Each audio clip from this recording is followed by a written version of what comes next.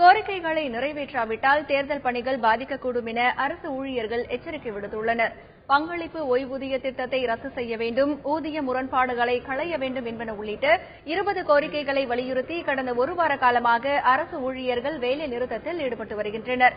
8வது நாளாக தொடரும் இந்த போராட்டத்தில் சேலம் மாவட்ட அரசு ஊழியர்கள் ஆட்சியர் அலுவலகம் முன்பு திரண்டு அங்கிருந்து ஊர்வலமாக சென்று சாலை மறியலில் ஈடுபட்டனர். தடையை மீறி மறியலில் ஈடுபட்ட 1000க்கும் மேற்பட்டோரை போலீசார் கைது செய்தனர்.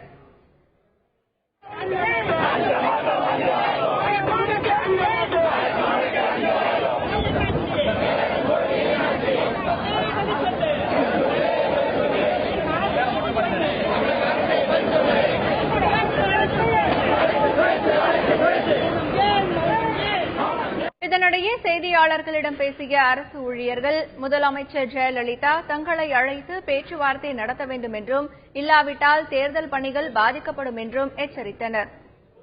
இன்னும் கூட காலம் தாழ்ந்து விடவில்லை. இன்னும் 4 நாட்கள் இந்த கூட்டத்தொடர் இருக்கிறது. மிக எதிர்பார்ப்போடு காத்திருக்கிறோம். மிக பிரதானமான கோரிக்கை, இந்த அரசாங்கம் தான் 1/4/2003 பிறகு வந்தவர்களுக்கு புதிய பென்ஷன் திட்டத்தை அமலாக்கிய அரசாங்கம். அந்த அரசாங்கமே இது மீண்டும் தந்து ஒரு நல்ல பேரை எடுத்துக்கொண்ட நம்பிக்கையில் இருக்கிறோம். இல்லை என்றால் இதற்கான கடுமையான போராட்டங்கள் நடைபெறும். தேர்தல் மட்டுமல்ல, பல்வேறு கேந்திரமான பணிகள் இன்று கிடைக்கி போட்டிருக்கு.